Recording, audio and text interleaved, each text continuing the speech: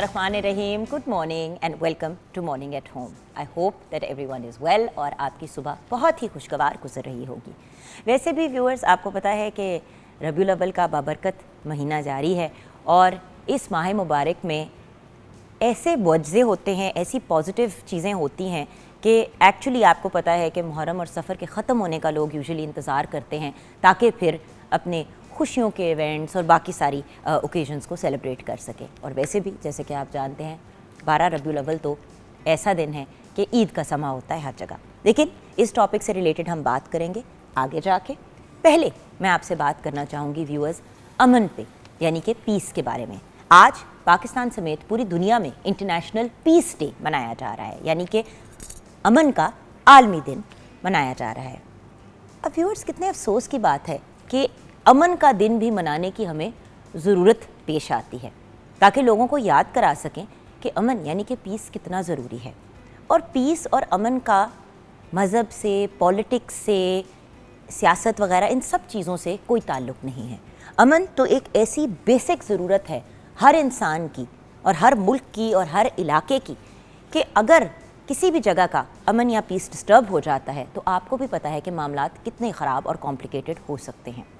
जब भी किसी जगह पे खुदा न खास्ता कोई टेररिस्ट अटैक होता है या कोई जंग का मामला शुरू हो जाता है तो वहाँ पे पीस बहुत बुरी तरह डिस्टर्ब होता है। एक ऐसा इलाका जहाँ पे पीस, अमन कब से डिस्टर्ब्ड है वो है हमारा प्यारा कश्मीर। हमारी दुआ है और ख्वाहिश है कि कश्मीर एक दिन पाकिस्तान का हिस्सा बने। कश्मीर बनेगा पाकिस्तान का स्लोगन आपको पता है हमेशा हमारे ज़बानों पे होता है। और इन सब चीज़ों से बढ़ के जो हमारी ख्वाहिश है वो ये है कि कश्मीर और कश्मीर के लोग जो हैं वो अमन और सलामती से और पीस से अपनी ज़िंदगी को गुजार सकें।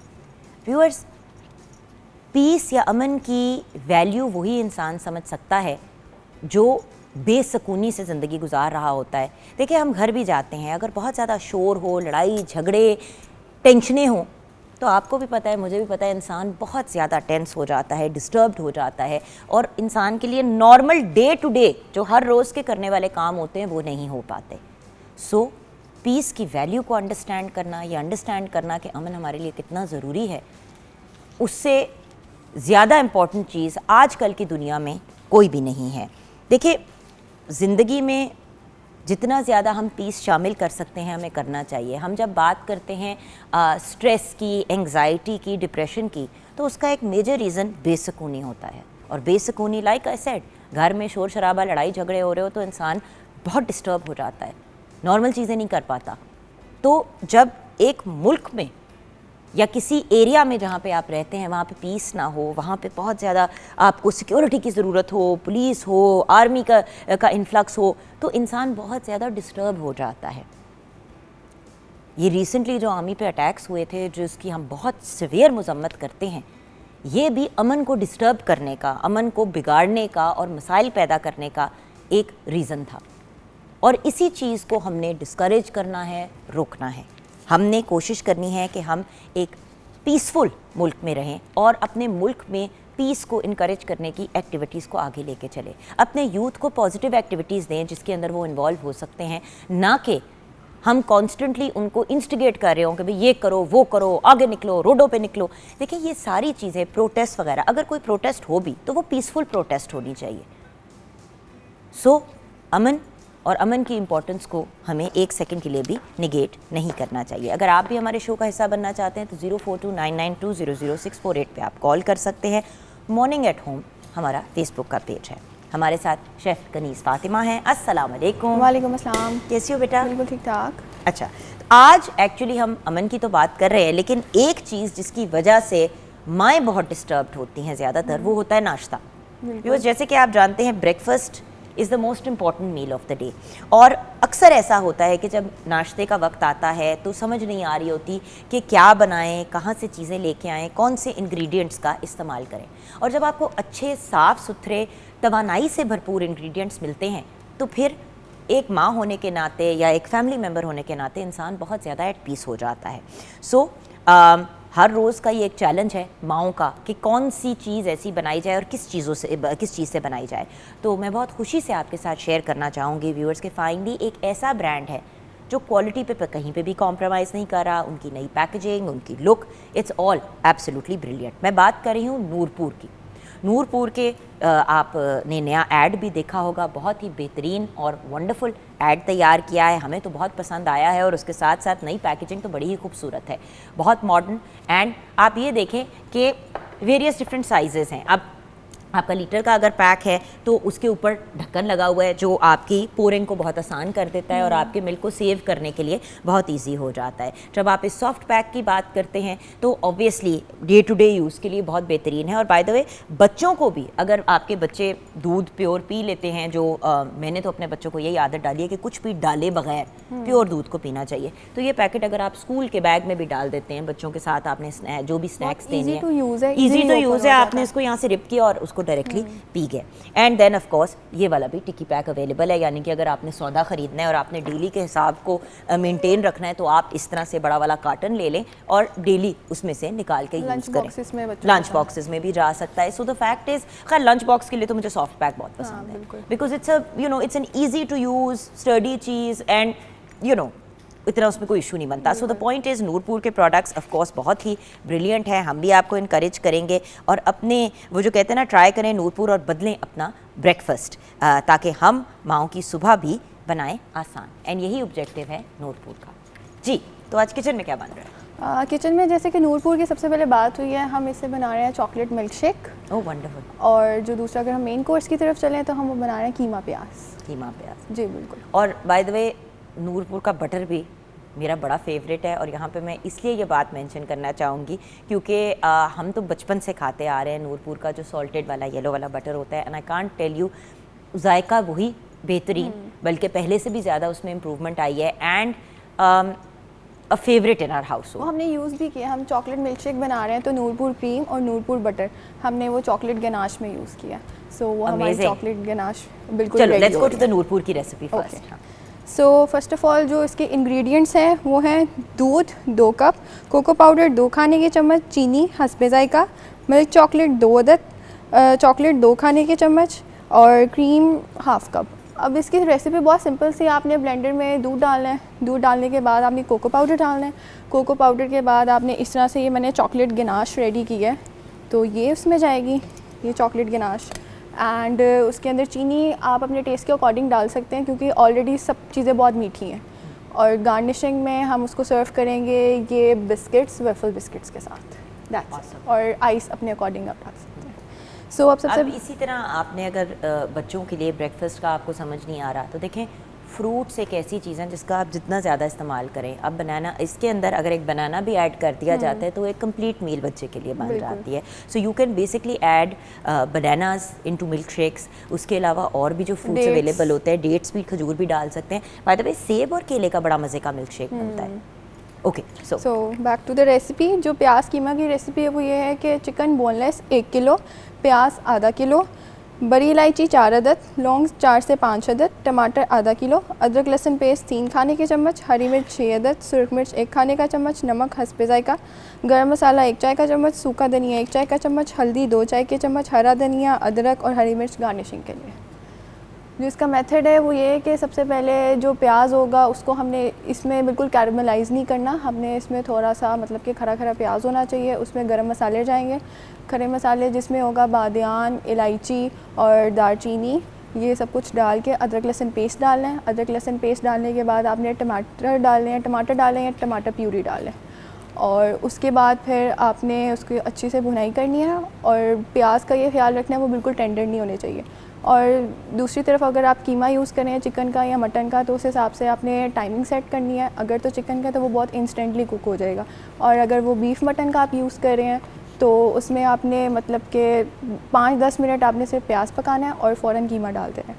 और मसालों में लाल मिर्च, सूखा धनिया, हल्दी, गरम मसाला और ये सारे मसाले डाल के उसकी अच्छे से भुनाई करके और लास्ट में आपने गार्निशिंग कर देनी है, दैट्स इट। और रायता और सैलेड के साथ सर्व कर देना। और साथ में अगर चपाती हो और उसके ऊपर आप गरम गरम थोड़ा सा जो कहते हैं चोपड़ के चपाती, उसके ऊपर गरम गरम नूरपुर का बटर, उसके ऊपर गरम गरम रोटी के ऊपर थोड़ा सा स्प्रेड करके खाएं तो क्या ही उसका मज़ा है। बिल्कुल, क्या बात है।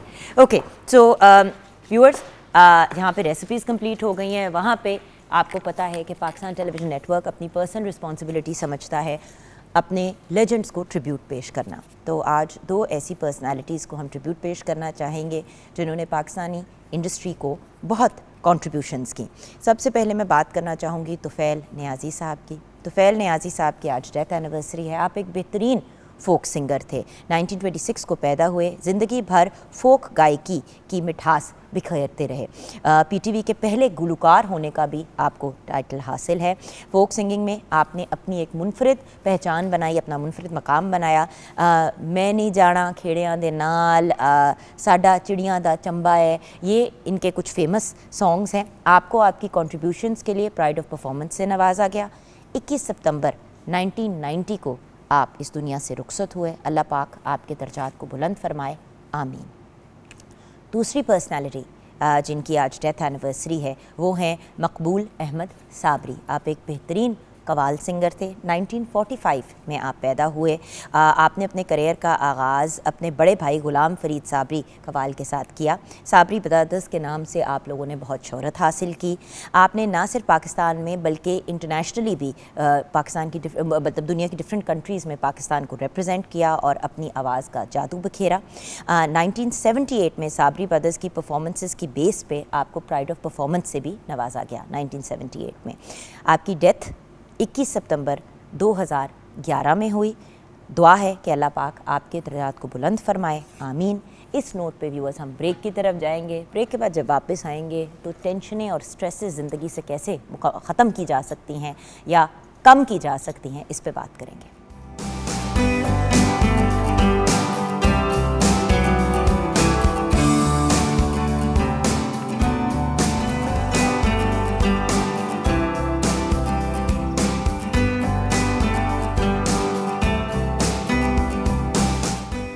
Welcome back from the break, viewers. One of my favorite people is on the show today, viewers.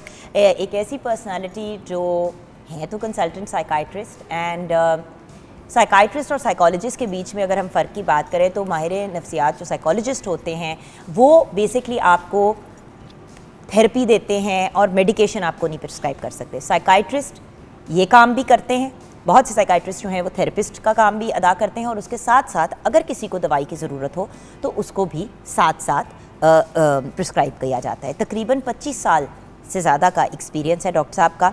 Welcome करते हैं डॉक्टर एहसानुल हक चिश्ती को। अस्सलाम वालेकुम डॉक्टर। वालेकुम सलाम, thank you very much. Doctor आपको हम तभी तंग करते हैं जब कोई मुश्किल सी बात करनी होती है।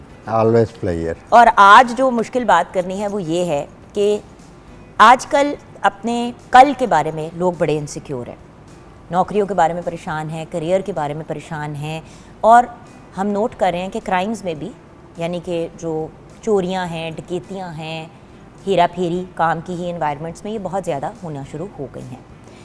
अब व्यूअर, सबसे पहले तो मैं एक बात क्लियर करना चाहूँगी कि आज ये गुफ्तगू इसलिए नहीं की जा रही कि ये कहा जाए कि जो मसाइल चल रहे हैं वो एग्जिस्ट नहीं करते या आप लोग जिन परेशानियों से गुजर रहे हैं वो वैलिड नहीं है।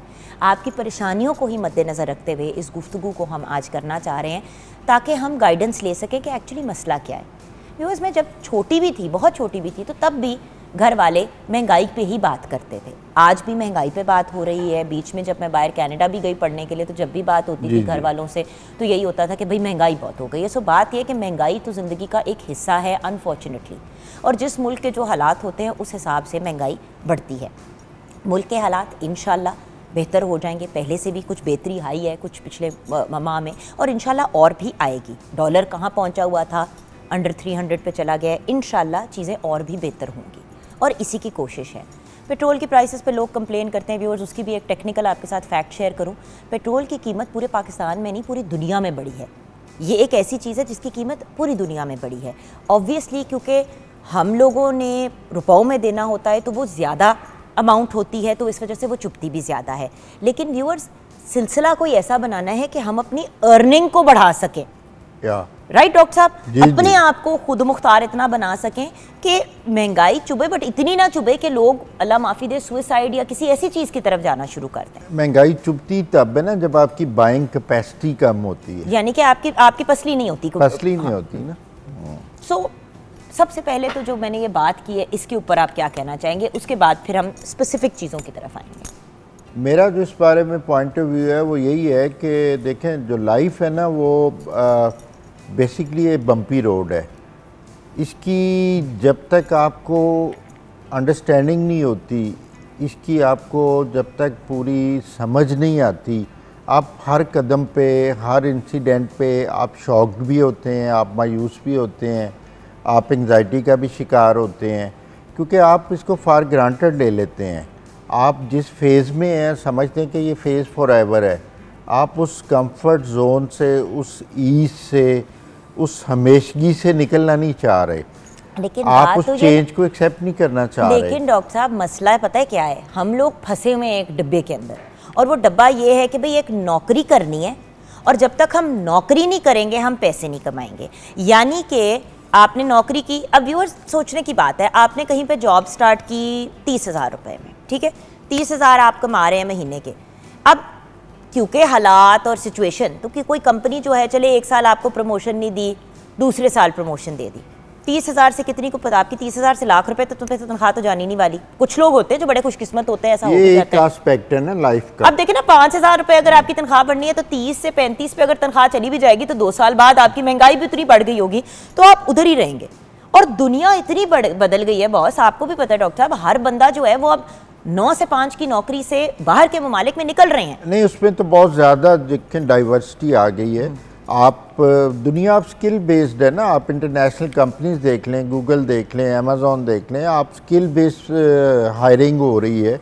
इवन आई वंडर के 5 साल बाद डिग्री भी इतनी इंपॉर्टेंट रहती है या नहीं रहती। भाई हमें जो डॉक्टर साहब दुकानें, दफ्तर इंपॉर्टेंट रहेंगे कि नहीं, क्योंकि कोविड में हमने सीखा कि घर पे रह के भी आप काम कर सकते हैं, तो लोग दफ्तरों में बिजली, एसी, ये सारी चीजें क्यों करें? इसीलिए मैं वो जो पहले अर्ज कर रहा था कि जैसे जैसे लाइफ को आप अडॉप्ट करते जाएंगे उतना आपकी ज़िंदगी में ईज आता जाएगा। अगर आप अपनी ज़िंदगी को स्टैग्नेंट करेंगे और बदलते हुए वक्त के तकाज़ों को नहीं समझेंगे और वही पैटर्न आप अडॉप्ट करके चलेंगे और रिसोर्सेज में आप नई नई चीज़ें जो है इजाफ़ा नहीं करने की सोचेंगे, तो ज़ाहिर है मुश्किलात आएंगी। और बीइंग जो है, जो हमारा एक हम स्ट्राइव कर रहे हैं, एज ए नेशन भी स्ट्राइव कर रहे हैं, उसमें मुश्किलात नो डाउट बहुत ज़्यादा हैं। और हमें थोड़ा सा जो है एजुकेशनल बैकग्राउंड, इकोनॉमिक बैकग्राउंड का भी थोड़ा सा प्रॉब्लम चल रहा है।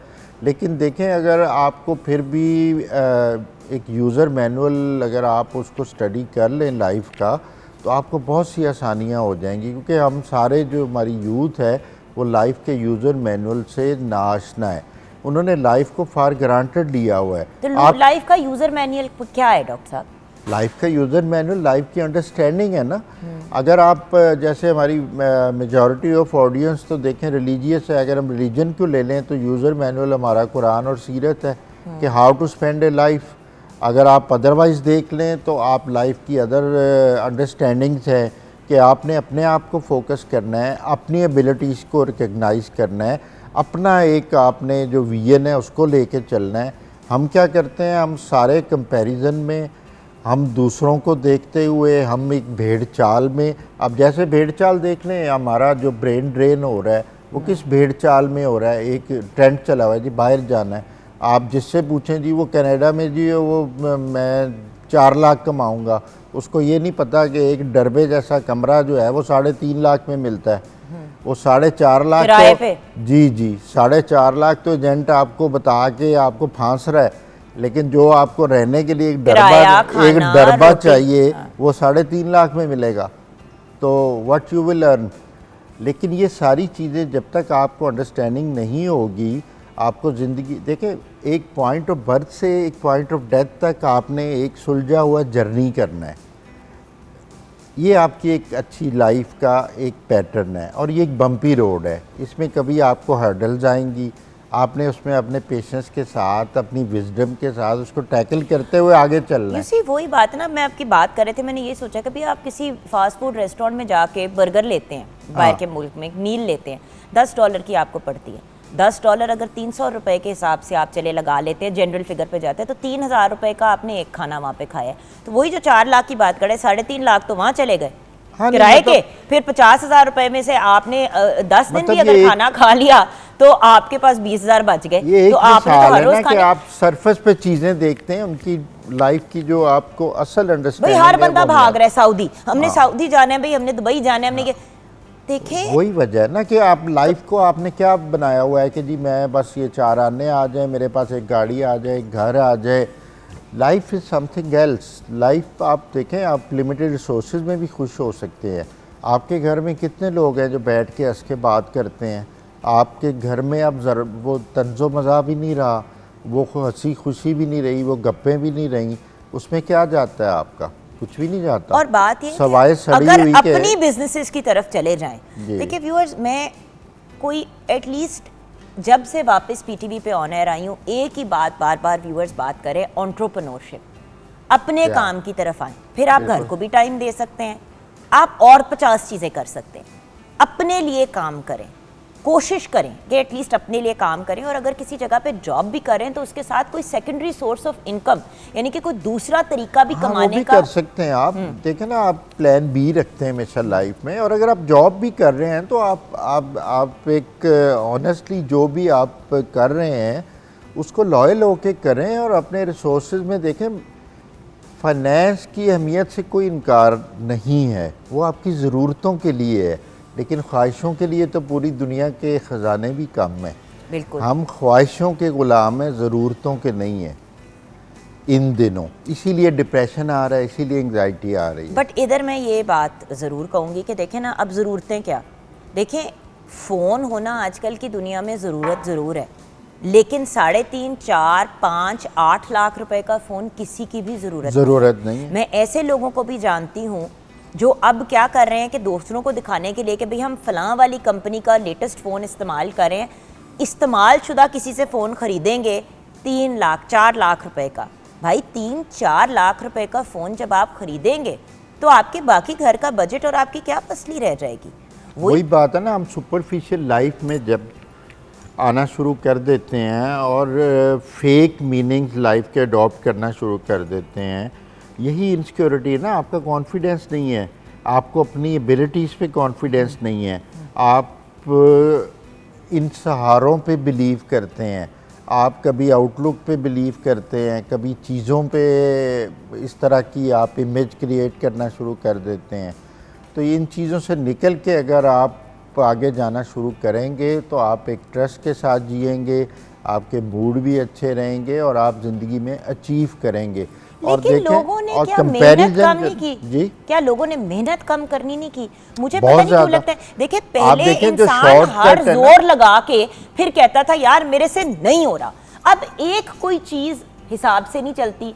एक जगह जॉब के लिए अप्लाई किया, 10 जगह किया, कहीं पे नौकरी नहीं मिली। आई रिमेंबर जब मैं यूनिवर्सिटी से ग्रेजुएट किया था डॉक्टर साहब, मुझे याद है कि मैंने 32 जगहों पे अप्लाई किया था। मेहनत की आदत कहाँ है 32 अब? जगह पे मैंने ईमेल किया था अपना रेज्यूमे, और वहाँ पे जाके 32 जगहों पे व्यूअर्स छोड़ा था।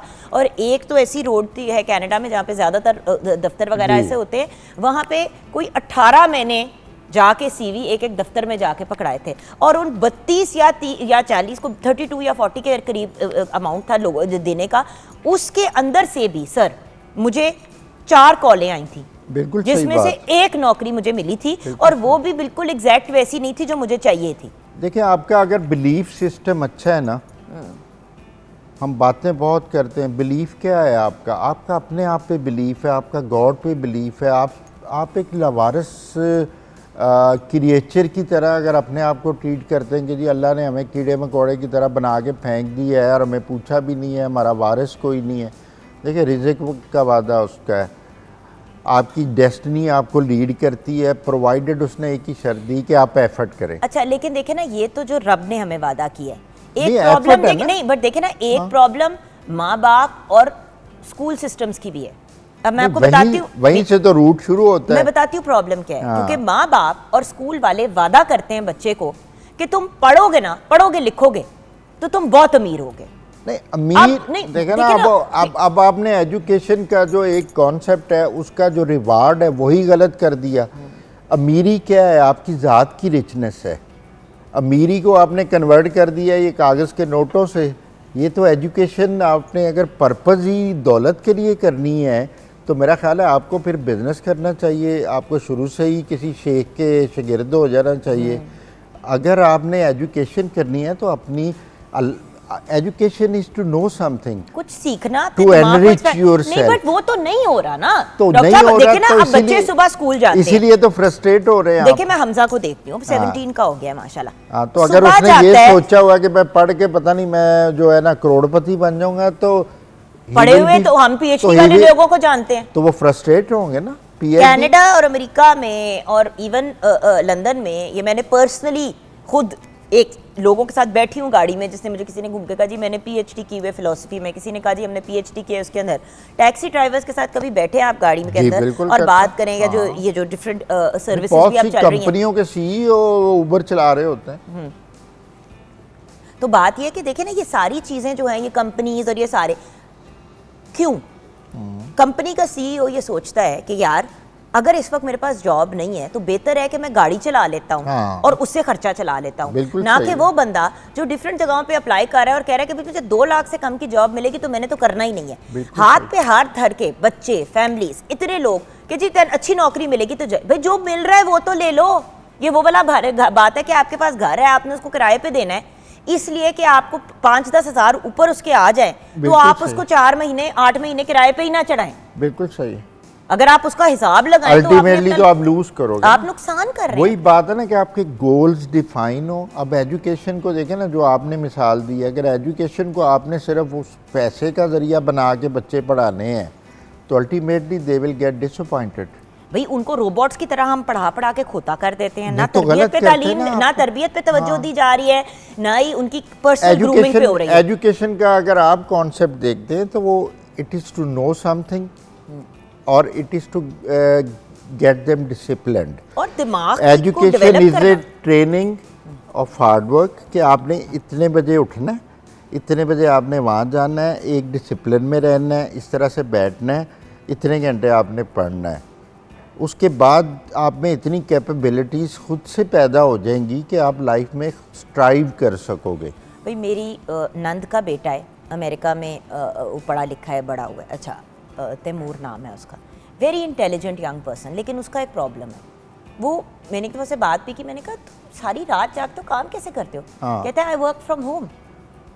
वो बहुत तो मैंने कहा हाँ। मतलब, तो उसने मुझे ये बात एक्सप्लेन की कि मैं सारी रात जो है वो क्योंकि मुझे रात को नींद नहीं आती तो मैं दिन में काम करता हूँ, दोपहर को तक सोता हूँ, उसके बाद फिर मैं ऑफिस शाम को चला जाता हूँ। मैंने अपने दफ्तर वालों को अपनी सिचुएशन एक्सप्लेन की, उन्होंने कहा बिल्कुल ठीक है।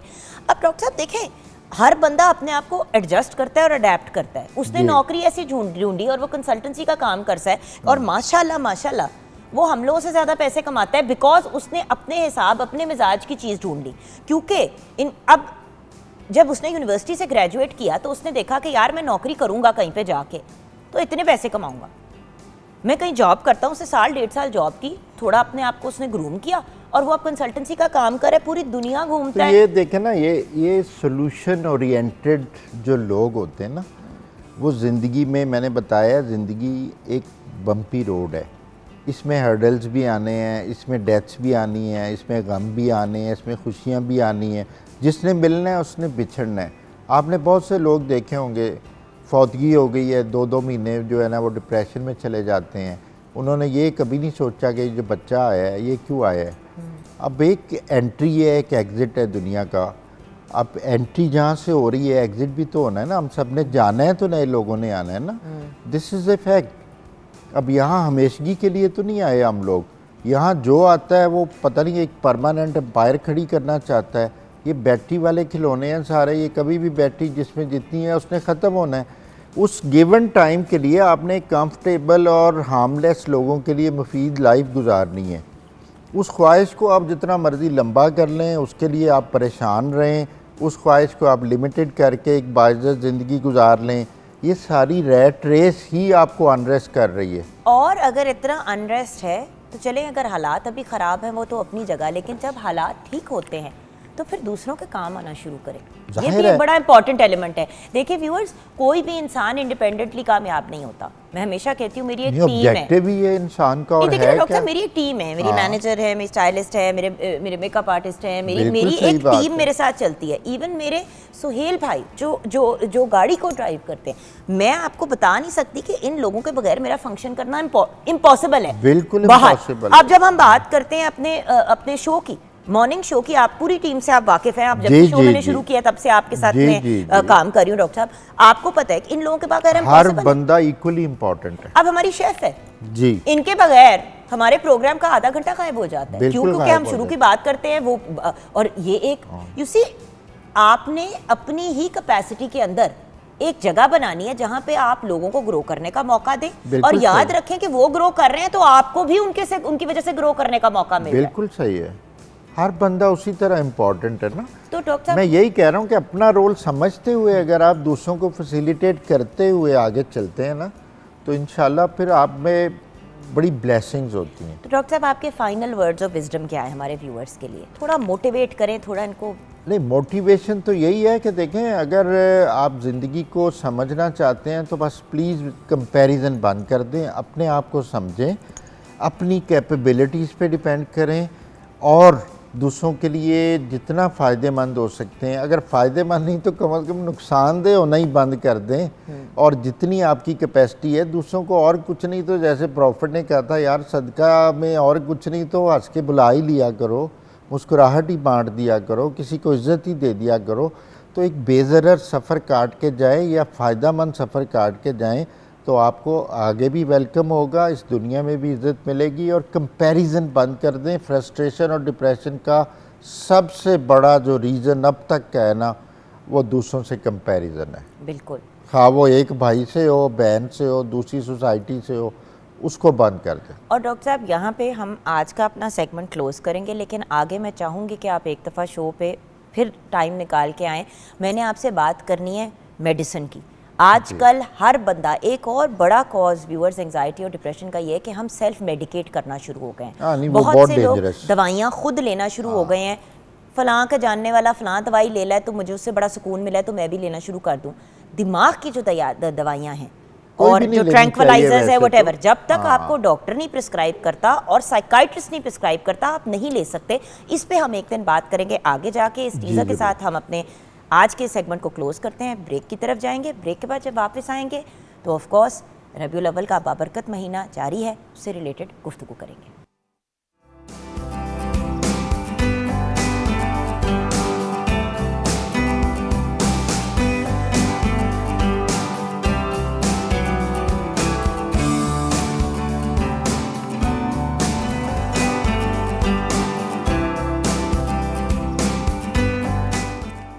Welcome back from the break viewers. जैसे कि आप जानते हैं, रबीउल अव्वल का बहुत ही खूबसूरत और बाबरकत महीना जारी है, और हम कोशिश कर रहे हैं कि डेली एक हिस्टोरिक इस्लामिक लेसन जो है अपने स्कॉलर्स से लें, इनसे गाइडेंस लें, ताकि उन चीज़ों पे भी बात हो जो आम तौर पे डिस्कशन में बातें नहीं आती।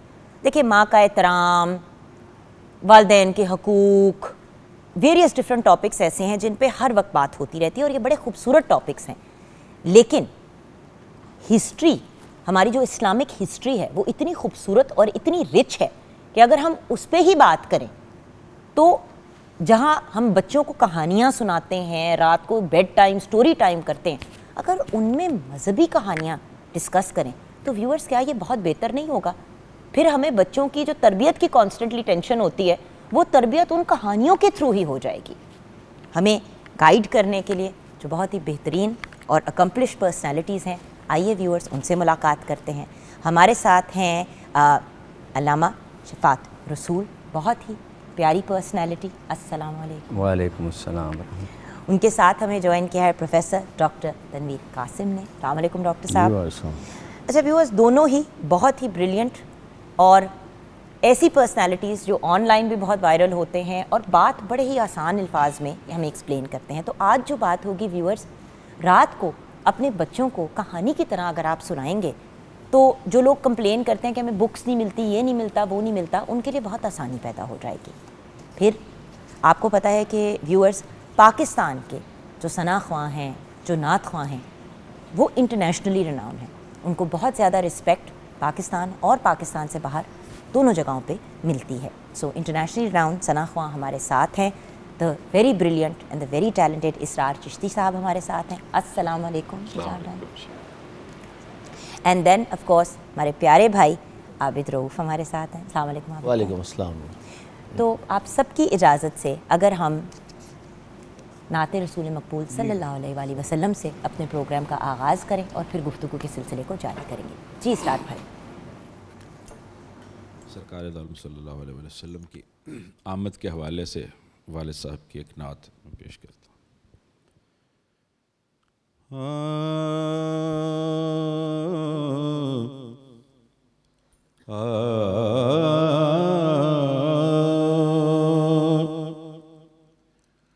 लेके पहलू में गमे उम्मत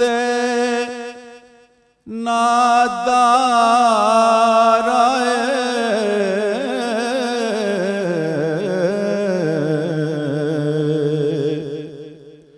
लेके पहलू में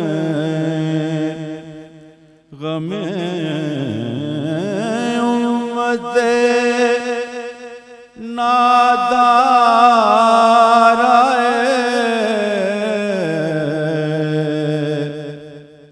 उम्मती उम्मती कहते हुए सरकार आए।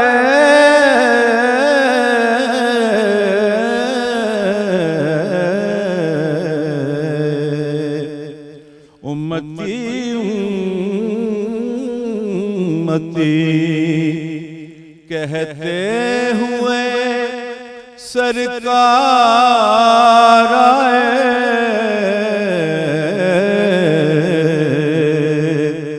लेके पहलू में सुन के सरकार मदीना की विलादत की खबर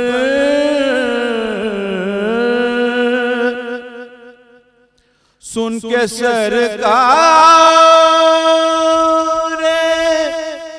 मदीना की विलादत की खबर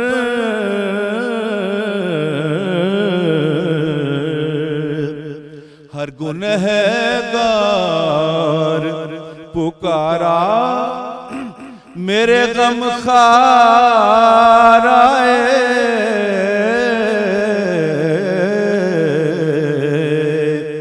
हर गुनहगार पुकारा मेरे गम खार आए।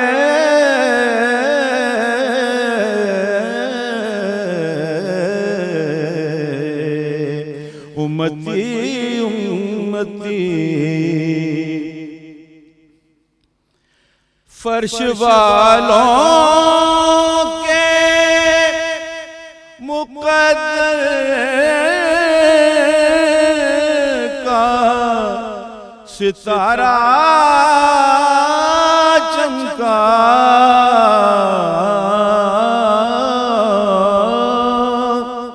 फर्श वालों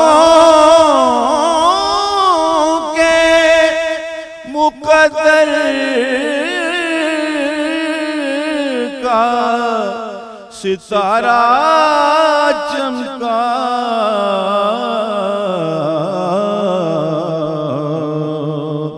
शोर उठा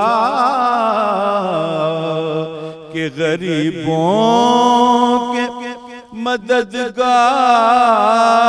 आए।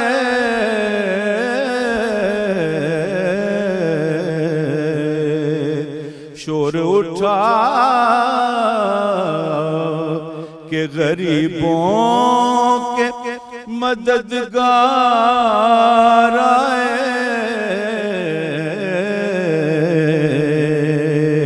लेके पहलू में फर्श पर अर्शे मुअल्ला का गुमा होता है, फर्श पर अर्शे मुअल्ला का गुमा होता है,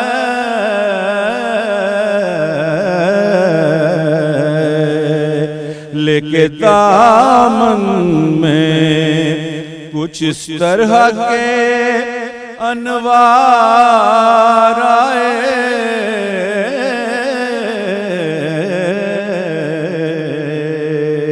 लेके दामन में फिर किसे मांगने का होश रहे आज़म,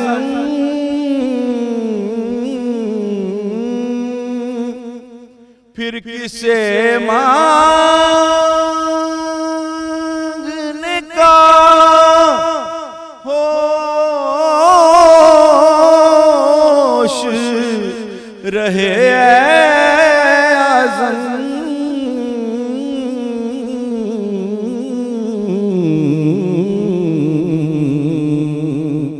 बांटने वाला अगर खुद सरे बाजार आए,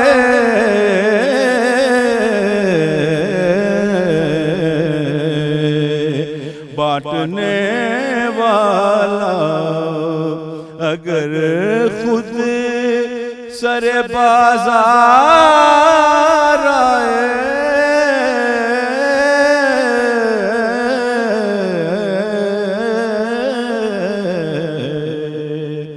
लेके पहलू में गमे उम्मत नादार आए, उम्मती उम्मती कहते हुए सरकार आए, लेके पहलू सुभान अल्लाह, जज़ाकल्लाह, क्या कहने, माशाल्लाह। आज की गुफ्तगू का आगाज़ करते हैं। हिजरत मदीना का ख़ुलासा क्या है, लेकिन इससे पहले के जो मामलात थे उस पर भी थोड़ी सी बात करते हैं और फिर बात करते हैं हिजरत मदीना की। जी साहब। बिस्मिल्लाहिर्रहमानिर्रहीम। फ़स्बिर कमा सबरा उलुल अज़्मि मिनर रुसुलि वला तस्ताजिल लहुम। सदक़ल्लाहुल अज़ीम। अल्लाह ताला ने अपने प्यारे नबी सल्लल्लाहु अलैहि वसल्लम को कुरान की इस आयत में मुखातब करके इरशाद फरमाया कि मेरे प्यारे नबी सल्लल्लाहु अलैहि वसल्लम, आपको सब्र करना होगा जैसा कि उलुल आज़म अंबिया किराम ने सब्र किया।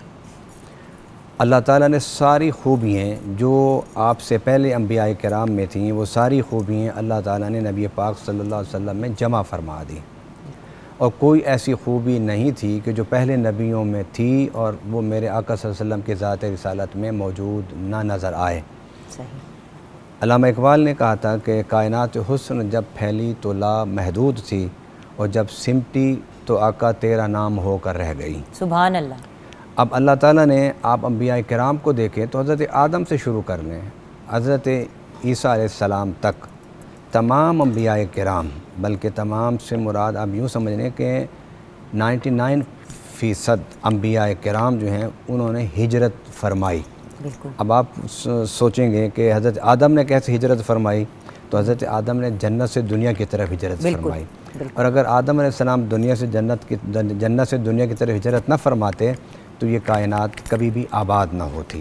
फिर उसके बाद हज़रत नूह अलैहिस्सलाम को आप देख लें, फिर हज़रत इब्राहीम अलैहिस्सलाम को, हज़रत इस्माईल अलैहिस्सलाम को, हज़रत यूसुफ़ अलैहिस्सलाम को, हज़रत याकूब अलैहिस्सलाम को, हज़रत मूसा अलैहिस्सलाम को, जितने अंबियाए किराम गुज़रे, रब ने उन्हें हिजरत के मराहिल से गुजारा। इसलिए नबी पाक सल्लल्लाहु अलैहि वसल्लम को भी अल्लाह ताला ने ये अज़मत और ये खूबी अता फ़रमाई। अब हम हिजरत पर गुफ्तगू करने से पहले एक बड़ा अहम पॉइंट है, वो ये है कि हज़ूर सल्लल्लाहु अलैहि वसल्लम ने हिजरत क्यों फ़रमाई। हर नबी के हिजरत के असबाब मुख्तलिफ थे। मेरे आका सल्लल्लाहु अलैहि वसल्लम ने हिजरत क्यों फ़रमाई, उसकी वजह ये थी कि जब मेरे आका ने ऐलान फरमाया कि मैं अल्लाह का नबी हूँ और उसका रसूल हूँ, तो लोगों ने मुखालफत शुरू की और कई साल तक कुछ लोग हल्का बगोश इस्लाम हुए। और फिर हज़रत सैयदना अबू तालिब रज़ी अल्लाह ताला अन्हो, उनके ज़ेर साया आपने खाना किया था और उस खाने में सरदारान मक्का को इस्लाम की दावत दी, और दावत देने के बाद भी उसमें किसी ने भी इस्लाम कबूल नहीं किया था, बल्कि नबी पाक सल्लल्लाहु अलैहि वसल्लम का तमस्खर उड़ाते हुए वो लोग चले गए। और उस मौके पर मौला अली करमल्लाहु ताला वजहुल करीम खड़े हुए और उन्होंने कहा, या रसूल अल्लाह सल्लल्लाहु अलैहि वसल्लम, मैं आपके साथ हूँ। आपकी उम्र उस वक़्त 6-7 साल थी, आशोब चशम आपको हुआ हुआ था, जिस तरह आँखें बाद दफ़ा ख़राब, मतलब उसमें इन्फेक्शन आ जाता है, और कमज़ोर सा बदन आपका था। जब हज़रत अली करमल्लाहु ताला वजहुल करीम ने ये ऐलान फरमाया तो वहाँ एक कहका बुलंद हुआ सरदारान मक्का का, और उस कहके का मतलब ये था कि तुमने अपने नज़रिए, अपने फ़िक्र, अपनी दावत की तक़वियत के लिए हमें बुलाया था, लो देखो तुम्हें एक मज़बूत आदमी मिल गया है। यानी ये एक तमस्खर उन्होंने किया नबी वसल्लम का। मगर हज़ूर सल्लम के आँखों में खुशी से आंसू थे। हज़रत अबू तालिब ने पूछा कि आप खुशी से आंसू क्यों बहा रहे हैं? फरमाया कि लोग इसको बच्चे की नज़र से देख रहे हैं, मैं इसको फ़ातिह खैबर की नज़र से देख रहा हूँ। तो उस मौके पर हज़रत अली करमल्लाहु ताला वजहुल करीम के इस जुमले ने हज़ूर सल्लल्लाहु अलैहि वसल्लम को खुशियाँ अता फ़रमाई। अब आप देखते जाइए कि फिर हज़रत बिलाल मुसलमान हुए, उन पर तशद्दुद। हज़रत बिलाल के बाद फिर जितने भी सहाबा कराम थे, कोई सहाबी ऐसा नहीं बचा जिस पर तशद्दुद ना हो। बिलाखिर उन्होंने फ़ैसला किया कि हज़ूर सल्लल्लाहु अलैहि वसल्लम को शहीद कर दिया जाए, नौज़ बिल्लाह। और शहीद करने के लिए उन्होंने ये सोचा कि सारे कबाइल का एक एक आदमी तलवार लेकर यक बार की हज़ूर पर हमला करेगा, ताकि हाशिम जो हैं, बनु हाशिम, वो फिर मुकाबला नहीं कर सकेंगे पूरे अरब का, पूरे मक्का के सरदारों का, पूरे मक्का के कबाइल का। उन्होंने इस सोच से हज़ूर सल्लल्लाहु अलैहि वसल्लम के घर का मुहासरा किया। जब मुहासरा किया तो रब ने हुक्म दिया, प्यारी हिजरत कर जाओ। तो अल्लाह से हज़ूर अर्ज़ करते हैं, अल्लाह ये हिजरत का कौन सा मौका है कि मेरे घर का तो मुहासरा किया हुआ है, मैं निकलूँगा तो हिजरत करूँगा। तो फरमाया, तुम सूरह यासीन पढ़ते हुए हाथों में कंकरियाँ लो और निकलते हुए पढ़ते हुए कंकरी इन काफिरों की तरफ फेंको, तुम यहाँ से चले भी जाओगे और इन्हें नज़र भी नहीं आओगे। और हज़ूर जब तशरीफ़ ले गए, इन हालात में आपने हिजरत की। जब आप तशरीफ़ ले जा रहे थे तो कभी बैतुल्लाह को देखते, कभी सफ़ा मरवा को देखते, कभी जन्नतुल माला को देखते और रोते थे, आंसू बहाते थे। और फरमाया, हुब्बुल वतन मिनल ईमान, वतन की मोहब्बत ईमान होता है, इसलिए मैं रो रहा हूँ कि मैं तुम्हें छोड़ के जा रहा हूँ। ये मुख्तसर असबाब थे कि इस्लाम की तरवीज व इशाअत में इजाफ़ा हो रहा था, मुसलमान बढ़ रहे थे, तशद्दुद उनका बहुत ज़्यादा था, लेकिन किसी के पाए इस्तिकामत में दुश्मन की इनसिक्योरिटियाँ बढ़ रही थी, जिसकी वजह से उसने अटैक किया। फिर बिल आखिर उन्होंने सल्लल्लाहु अलैहि वसल्लम को शहीद करने का जब प्रोग्राम बनाया तो रब्बुल आलमीन ने कुरान में इरशाद फरमाया था, वल्लाहु यासिमुका मिनन नास, ए मेरे प्यारे नबी सल्लल्लाहु अलैहि वसल्लम, अल्लाह ताला तुम्हारी हिफाजत फरमाएगा और तुम्हें किसी के हाथों से मौत नहीं, तुम्हें अल्लाह ताला शहादत देगा, दर्जा शहादत क़यामत के दिन अता फरमाएगा, मगर तुम्हें किसी के हाथ से कत्ल अल्लाह नहीं कराएगा। इसलिए हुक्म दिया कि ऐ प्यारे तुम हिजरत कर जाओ। यहाँ पे डॉक्टर साहब हम आपकी इजाज़त से ब्रेक की तरफ जाएंगे। ब्रेक के बाद जब वापस आएंगे तो गुफ्तगू का सिलसिला आपसे ही शुरू करेंगे। व्यूअर्स, आप हमारे साथ रहिएगा।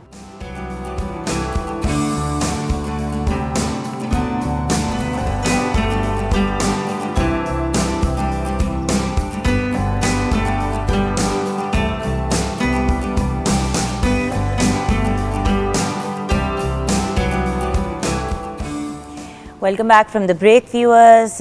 हमारे साथ इस वक्त बहुत ही ब्रिलियंट और अकम्पलिश्ड पर्सनालिटीज़ हैं। हमारे साथ आबिद रहूफ़ भाई हैं, सराज चिश्ती साहब हैं, we have professor doctor Tanveer Qasim and Allama Shafaat Rasool. Doctor साहब, गुफ्तगू को आगे बढ़ाते हैं। जिस तरह अल्लामा साहब ने हिजरत के पस मंज़र में बड़े अहम नुकात उठाए हैं, मैं ये समझता हूँ कि उम्मत मुस्लिमा के लिए नबी अलैहिस्सलाम की जो शख्सियत है वो मॉडल है, नमूना है। और हिजरत मदीना के पस मंज़र में मक्के के जबर इस्तबदाद के माहौल में नबी अलैहिस्सलाम को एक बड़े मकासद के लिए तैयार किया गया। एक लीडरशिप जो मैनेजमेंट होती है, लीडरशिप का जो क्राइटेरिया होता है, लीडरशिप के जो औसाफ होते हैं, वो एक कुंदन बन के और एक इस्तिकामत का पहाड़ बन के नबी अलैहिस्सलाम हमें दिखाई देते हैं। सुभान अल्लाह। 13 साल की मक्की ज़िंदगी में कौन सी वो अज़ियत है जो आका अलैहिस्सलाम के ऊपर कुरैश मक्का की तरफ से नहीं दी गई। पत्थरों की बारिश भी हुई, शख्सी एक एतबार से एक तंज का, मजाक का निशाना भी बनाया गया। मैं इस ज़मन में यहाँ ये अर्ज़ करूँगा कि जो नज़रिया होता है वो ताकतवर होता है, फ़िक्र ताकतवर होती है, ज़ाती मरासम, ख़ानदानी हस्ब नसब और खूनी रिश्ते, इसकी इस्लाम के नज़रिए के पॉइंट ऑफ व्यू से वो अहमियत नहीं है जो फ़िक्र की अहमियत है। आप ये देखें, वही मक्के के लोग जो आप सल्लल्लाहु अलैहि वसल्लम की पैदाइश पे खुशियाँ मनाते थे, जिन्होंने कहा कि ऐसा मुखड़ा आज से पहले हमने नहीं देखा, चाँद और सूरज की रोशनियाँ भी मान पड़ जाती हैं नबी अलैहिस्सलाम के हुस्न और जमाल को देखते हुए। और आप देखें कि नबी अलैहिस्सलाम की शख्सियत के दो पहलू हैं। एक पहलू है मोहम्मद बिन अब्दुल्ला का, एक पहलू है मोहम्मद रसूलुल्लाह का। मोहम्मद बिन अब्दुल्ला की हैसियत से आप कंट्रोवर्शियल नहीं हैं। मोहम्मद बिन अब्दुल्ला की हैसियत से ख़ानदान बहुत प्यार करता है। मोहम्मद बिन अब्दुल्ला की हैसियत से आप सादिक हैं, आप अमीन हैं। और आप कोई ऐसा शख्सी पहलू जो किसी भी बाकरदार इंसान के यहाँ होना चाहिए, वो नबी अलैहिस्सलाम की शख्सियत में हमें नज़र आता है। जैसे कि अल्लामा साहब ने फरमाया कि तमाम अंबिया की खुसूसियात नबी अलैहिस्सलाम की ज़ात में मुर्तकिज़ कर दी गई। अल्लाह को मकसूद क्या है? अल्लाह को मकसूद मोहम्मद बिन अब्दुल्ला के ऊपर ईमान लाना नहीं है, अल्लाह को मकसूद है मोहम्मद रसूलुल्लाह के ऊपर ईमान लाना। बेशक। आप ये देखें कि कोहे सफ़ा पे जब सब मक्के के लोगों को आपने जमा किया कि मैंने आपसे बात करनी है, तो जब आप मुखातब हुए तो कहा कि अगर मैं ये कहूँ कि इस पहाड़ के पुष्ट पे बहुत बड़ा लश्कर आ रहा है और आप पर वो हमला हवर हो जाएगा, तो क्या आप मेरी बात पे यकीन कर लोगे? लोगों ने कहा ये कैसे मुमकिन है, अंता अमीन व अंता सादिक। तो कहा फिर मेरी बात गौर से सुनो। फरमाया कूलू ला इलाहा इल्लल्लाह तुफलिहू तमलिकुल अरब वल अजम। ये बात कहनी थी वही लोग जो आपको सादक और अमीन कहते थे आज आपने यहाँ पे हमारा वक्त ज़ाया किया है। ये है वो नज़रिया, ये है वो फ़िक्र जो अल्लाह को मकसूद है। अल्लाह को मकसूद मोहम्मद बिन अब्दुल्ला के ऊपर ईमान लाना मकसूद नहीं है, अल्लाह के नज़दीक मोहम्मद रसूलुल्लाह के ऊपर ईमान लाना ज़रूरी है। और वो लोगों ने फिर रद्द-ए-अमल दिया। ये सारे वो असबाब हैं कि आप पर हर किस्म की अज़ियत दी गई और आपको मजबूरन मक्के को छोड़ के मदीने की तरफ जाना पड़ा। लेकिन मदीने के लोग आपको बुलाते थे, आपको कहते थे कि रसूलुल्लाह आप यहाँ आ जाए, आप वहाँ पे क्यों?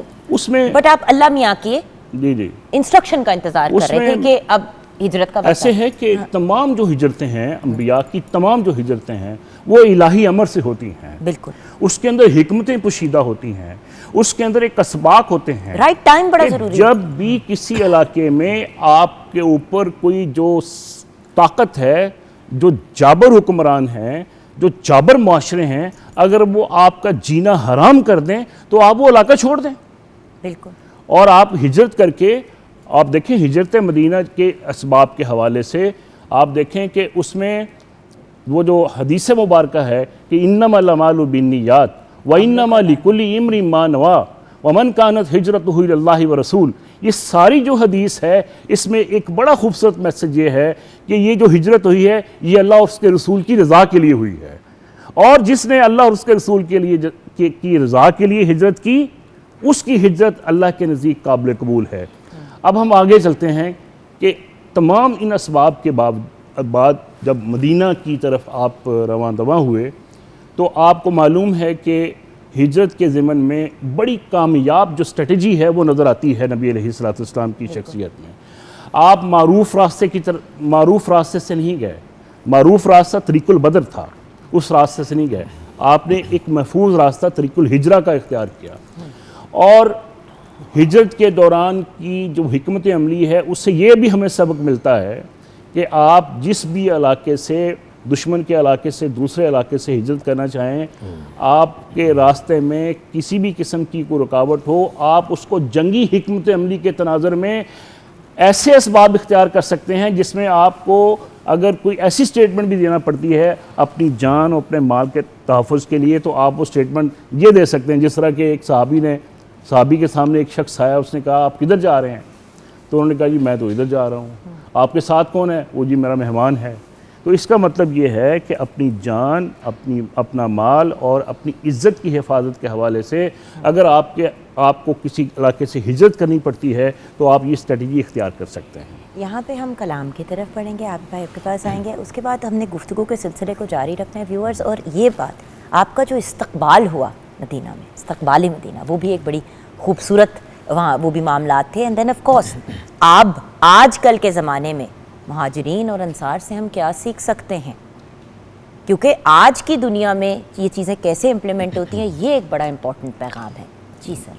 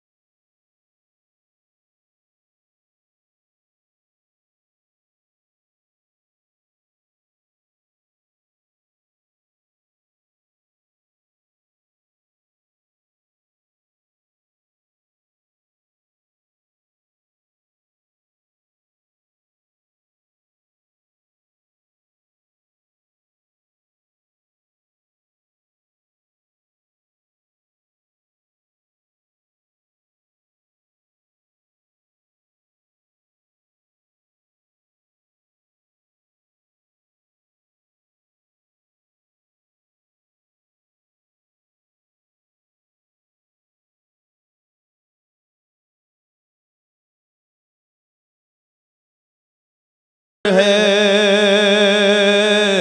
मेरा पैगंबर अजीम तर है, मेरा पैगंबर अजीम तर है।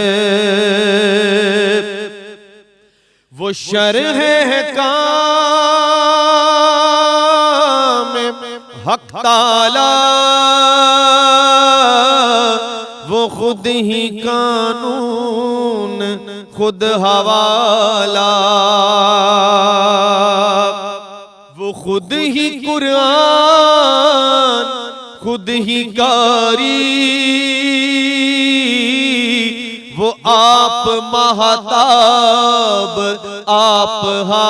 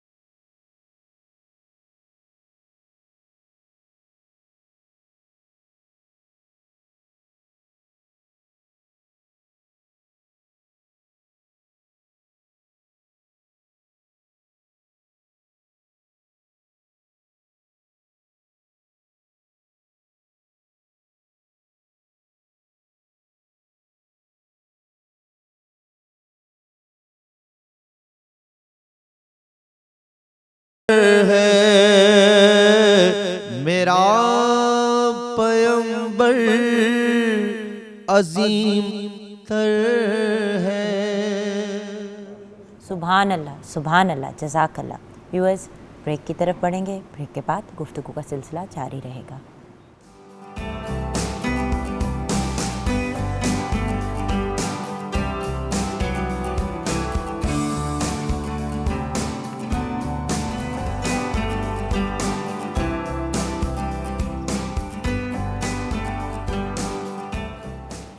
Welcome back from the break viewers.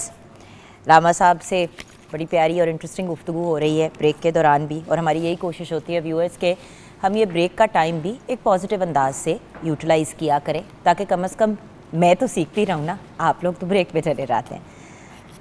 Rama साहब, मुहाजिरीन और अंसार के जो मामलात थे और जो सबसे पहले तो इस्तकबाल मदीना जिस तरीके से इस्तकबाल किया, पहले उस पर ज़रा बात करें। इतना खूबसूरत मंजर है। इस्तकबाल से पहले अगर आप इजाज़त दें जी, तो जी। दो बातें हिजरत के हवाले से, बिल्कुल, ताकि लोगों को ज़रा कॉन्सेप्ट क्लियर हो जाए। ठीक है। हजूर सल्लल्लाहु अलैहि वसल्लम जब हिजरत के लिए रवाना हुए तो पीछे मौला अली को छोड़ गए और मौला अली सो गए। हजूर सल्लल्लाहु अलैहि वसल्लम क्योंकि अल्लाह सुबह बाहर तशरीफ़ लाते थे तो दरवाज़ा ना खुला तो काफिर परेशान हुए, उन्होंने दरवाज़ा तोड़ा और अंदर चले गए। जब अंदर गए तो देखा हजूर नहीं थे, मौला अली थे बिस्तर पर। बिल्कुल। तो मौला अली को उठाया बिस्तर से, तो कहने लगे तुम्हें पता है कि ये तुम्हारे तलवार लेके लोग खड़े हुए हैं? उन्होंने कहा पता है। तो फिर आप सुकून की नींद कैसे सोए हुए हैं? मौला अली ने फरमाया कि आका ने जाते हुए फरमाया था, अली ये अमानतें मेरे दुश्मन हैं, ये मेरी इनकी अमानतें, इनको लुटा कर तुम मुझे मदीना में मिलोगे।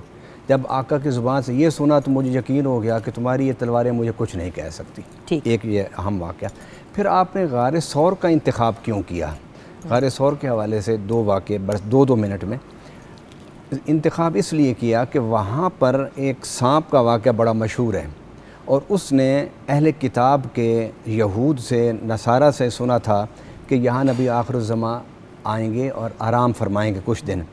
तो उसने वहाँ पर सदियों से बरसा बर से उसने वहाँ पर क़याम किया हुआ था। जब हजूर सल्लल्लाहु अलैहि वसल्लम वहाँ तशरीफ़ लाए तो उसने फिर हजूर सल्लम की ज़ियारत की। वो या हिजरत के दौरान गार सौर का इंतखाब इसलिए था कि अल्लाह नबी पाक सल्लल्लाहु अलैहि वसल्लम का एक आशिक सादिक उसको ज़ियारत कराना चाहते थे। और हजूर के इश्क व मोहब्बत सिर्फ़ इंसानों में नहीं, जानवरों में भी थी, दरख्तों में भी थी, चरिंद परिंद में भी थी। खैर ये एक मौजू अलग है। अब वहाँ पर एक और वाक़या, जिस तरह डॉक्टर साहब ने अभी कहा कि तमल्लकुल अरब वल अजम के पहले तमल्लकुल अरब वल अजम गारे जबल सौर जबल अबू कुबैस पर हजूर ने फरमाया कि अल्लाह के रास्ते पर आ जाओ, तुम ही लोग अरब व अजम के मालिक हो जाओगे। अब वहाँ पर एक सुराक का सहाबी थे, पहले यानी काफिरों में से थे, वो तलाश करते करते वहाँ पहुँच गए। जब वहाँ पहुँचे तो हज़रत अबू बकर सिद्दीक़ रज़ी अल्लाह ताला अन्हु ने देखा, या रसूल अल्लाह वो तो पहुँच गए काफिर हमें यहाँ पकड़ने के लिए। फरमाया ला तहज़न इन्नल्लाह माना, ना घबराओ। अब सुराका जब करीब पहुँचे तो हज़ूर सल्लल्लाहु अलैहि वसल्लम ने घोड़े पहाड़ को हुक्म दिया, उसने घोड़े को पकड़ लिया। जब घोड़े को पकड़ा तो सुराका ने माफ़ी मांगी, हज़ूर ने घोड़े को पहाड़ को हुक्म दिया, पहाड़ ने उसको छोड़ दिया। ये वाक़या 3 बार हुआ। सुराका पलटते फिर आ जाते, पलटते फिर आ जाते, पलटते फिर आ जाते। तीसरी दफ़ा जब वो उनका घोड़ा फंसा और उसने माफ़ी मांगी, हज़ूर ने इजाज़त दे दी तो हज़ूर ने उन्हें फरमाया, सुराका तू ये थोड़ा सा इनाम लेने के लिए मुझे गिरफ़्तार करने के लिए आया हुआ है, मैं तो तेरे हाथ में किसरा बादशाह के कंगन देख रहा हूँ। सुराका कहते हैं कि मैंने कहा कि हिजरत की रात है, मक्का से आए हुए हैं, बेबसी और मजबूरी का आलम है, तो ये मुझे कह रहे हैं कि किसरा बादशाह के तू कंगन पहनेगा।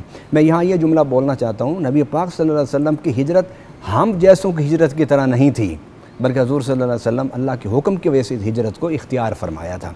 अब आप अगले मरहले पर जब रवाना हुए तो आगे बैठे हुए थे नबी पाक सल्लल्लाहु अलैहि वसल्लम, पीछे बैठे हुए थे सैयदना सिद्दीक़ अकबर।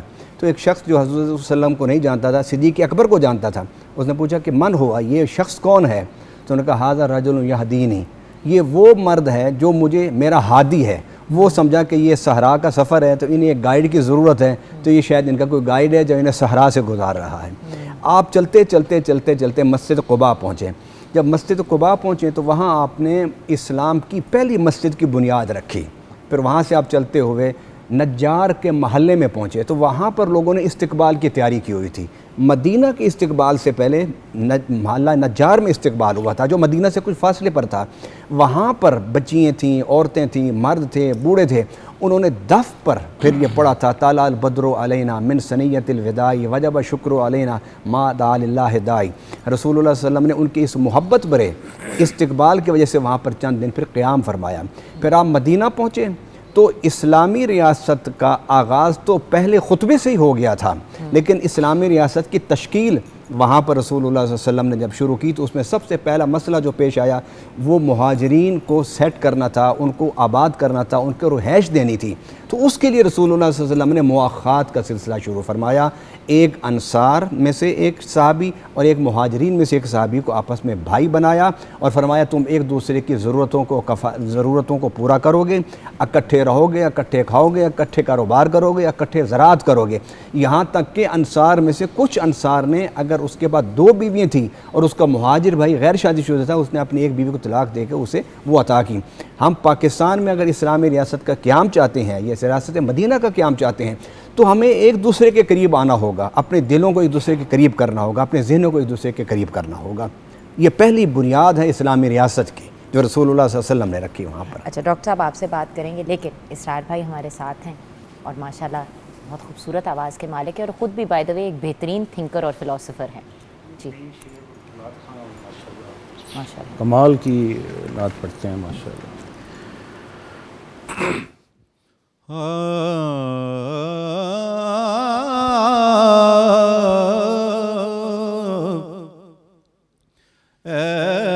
ऐसा कोई महबूब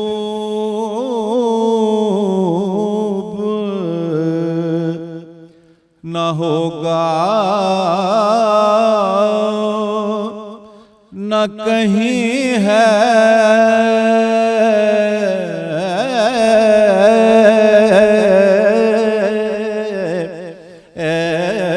ऐसा कोई महबूब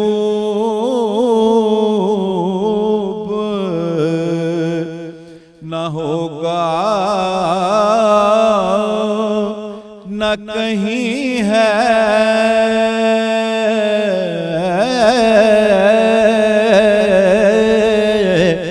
बैठा है चटाई पे मगर अर्श नशी है,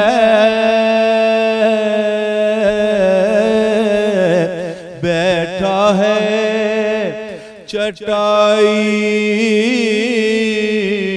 पे मगर अर्श नशी है, मिलता नहीं क्या क्या दो जहां को तेरे दर से, या रसूल अल्लाह मिलता नहीं क्या क्या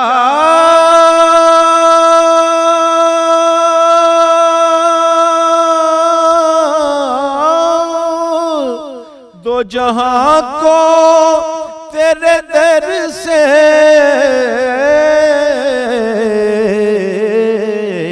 एक लफ्ज नहीं है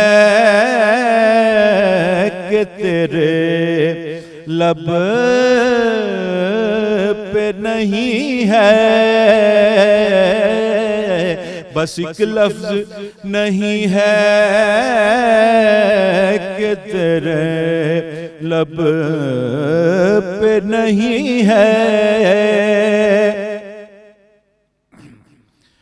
ऐ शाहे ज़मन अपनी ज़ियारत का शरफ दे, ऐ शाहे ज़मन अपनी ज़ियारत का शरफ दे, बेचैन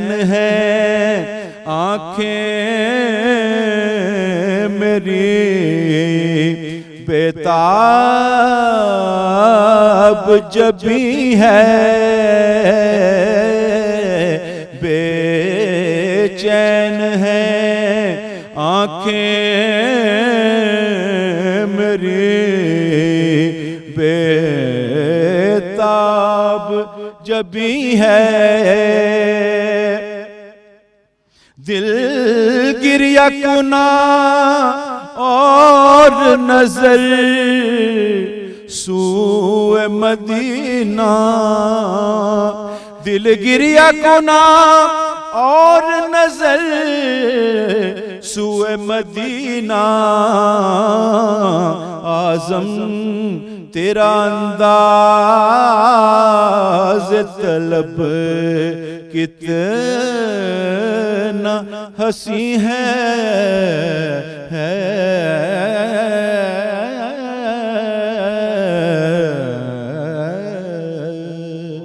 सुभान अल्लाह, सुभान अल्लाह, जज़ाकल्लाह। क्या बात है, क्या बात है। मशहूर ज़माना माशाल्लाह, इंटरनेशनली रनाउंड कलाम, बहुत ही खूबसूरत। व्यूअर्स, गुफ्तगू को कंक्लूड करेंगे डॉक्टर साहब से, लेकिन किचन में जल्दी से नज़र डालेंगे। किचन में भी आई थिंक सारे मामला तैयार हैं। जी बेटा। जी, प्याज कीमा, रायता एंड सैलेड सब कुछ रेडी है, और नूरपुर के साथ बनाया गया चॉकलेट शेक भी रेडी है। थैंक यू बेटा, गॉड ब्लेस यू। और आबिद भाई बहुत खुश हो रहे हैं मिल्क शेक को देख के। आपकी तरफ हम आएंगे, लेकिन डॉक्टर साहब आज की गुफ्तगू को समेटने ज़रा मुश्किल काम है समेटना। मुझे लग रहा है आज का टॉपिक हमें कल पे ले जाना पड़ेगा। वो इस तरह है कि जिस तरह लामा साहब ने काफ़ी चीज़ें कवर कर ली हैं। मदीना की इस्लामी रियासत की तश्कील जो है उसकी बुनियादें क्या हैं, ये मैं समझता हूँ कि दुनिया की तमाम रियासतों के लिए इस्लामी रियासत एक मॉडल की हैसियत रखती है। बिल्कुल। सियासी निज़ाम, मुआशी निज़ाम, समाजी निज़ाम, और मिनॉरिटीज़ के लिए क्या ज़ाब्ता अखलाक है।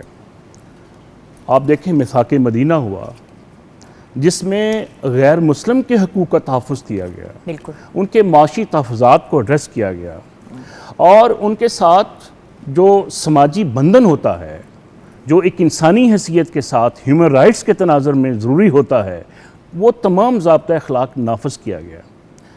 और फिर भाईचारगी की, मुआख़ात की जितनी मिसालें अलामा साहब ने दी हैं, मैं ये समझता हूँ दुनिया की कोई बस्ती ऐसी नहीं है जहाँ मुहाजिरीन इस अंदाज़ के साथ एक बेयारो मददगार और लुटे पुटे और बेसहारा, कोई घर नहीं है, कोई कारोबार नहीं है, कोई दुकान नहीं है, उनके लिए जितनी ज़बरदस्त किस्म की पजीराई अंसार मदीना ने की, दुनिया में इसकी तारीख़ की कोई मिसाल नहीं मिलती। जायदाद में हिस्से दे दिए, 2 दुकानें थी, एक दुकान दूसरे को दे दी, एक खेत था, आधा खेत दूसरे भाई को दे दिया। इतनी खूबसूरत मिसाल दुनिया में भाईचारगी की हमें मिल नहीं सकती।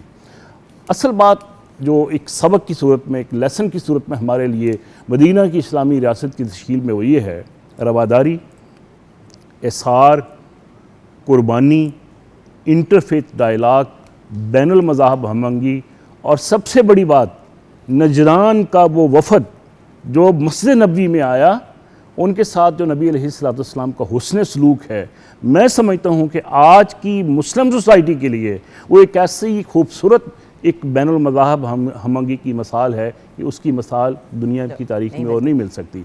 आखिरी बात मैं ये करूँगा, बहुत ज़रूरी, कि मस्जिद नबवी जहाँ तामीर हुई वो यतीम बच्चों की ज़मीन थी। नबी अलैहिस्सलाम ने उन यतीम बच्चों को पैसे दे के वो ज़मीन मस्जिद नबवी के लिए उसका इंतखाब किया। इसका मतलब क्या है कि किसी भी ऐसी जगह पे मस्जिद तामीर ना की जाए जो मुतनाज़े है। बिल्कुल, और ये भी एक बड़ा इम्पॉर्टेंट एलिमेंट है। और व्यूअर्स, मस्जिद नबवी मुसलमानों का एक मरकज़ थी और इबादत गाह तो ऑफ कोर्स थी, लेकिन उसके साथ साथ हुकूमती सेक्रेटेरिएट भी यही था, फ़ौज के हेडक्वार्टर्स भी थे, और बड़ी मेजर डिसीजंस भी वहाँ पे ली जाती थी। तो व्यूअर्स, बात ये है कि जब तक हम पाकिस्तान में मसाजिद को इन सब चीज़ों का एक सेंटर नहीं बनाएंगे, हम कम्युनिटी सेंटर का नाम यूज़ करते हैं, तो बात यह है कि जब तक हम ये नहीं करेंगे मसाजिद में, मेरे ख्याल से यही एक स्ट्रगल चलेगी, क्योंकि तरबियत मसाजिद में जितनी खूबसूरती से हो सकती है, उतनी खूबसूरत तरबियत सिर्फ माँ कर सकती है। सो वो वाला एलिमेंट भी हमें याद रखना चाहिए। यहाँ पे हम अपने शो को कंक्लूड करेंगे। अपने ऑनरेबल स्कॉलर्स, हमारे सना ख्वा, आप सबका बहुत बहुत शुक्रिया, हमारी शेफ़ का भी। शो को क्लोज़ करेंगे आबिद भाई, आपसे कलाम सुनते हैं। या मोहम्मद नूर मुजस्सम, या मोहम्मद नूर मुजस्सम।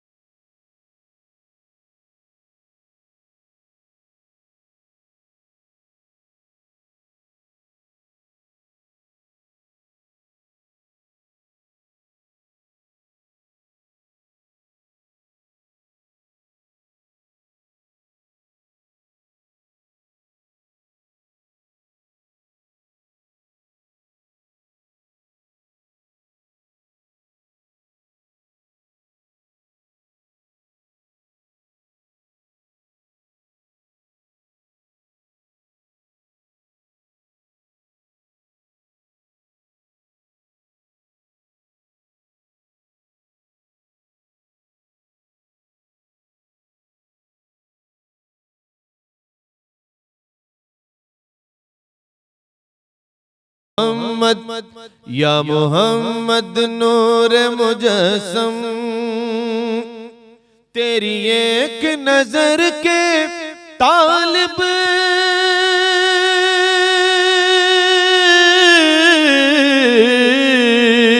तेरी एक नजर के तालिब, तेरे एक सुखन के कुर्बा सल्लल्लाह, तेरे एक सुखन के कुर्बा। ये सब तेरे दीवाने, ये सब तेरे दीवाने, ये सब तेरे शैदाई। या मोहम्मद नूर मुजस्सम, या मोहम्मद नूर मुजस्सम, या मोहम्मद, या मोहम्मद नूर मुजस्सम। या हबीबी या मौलाई, तस्वीर कमाल मोहब्बत, तनवीर जमाल खुदा।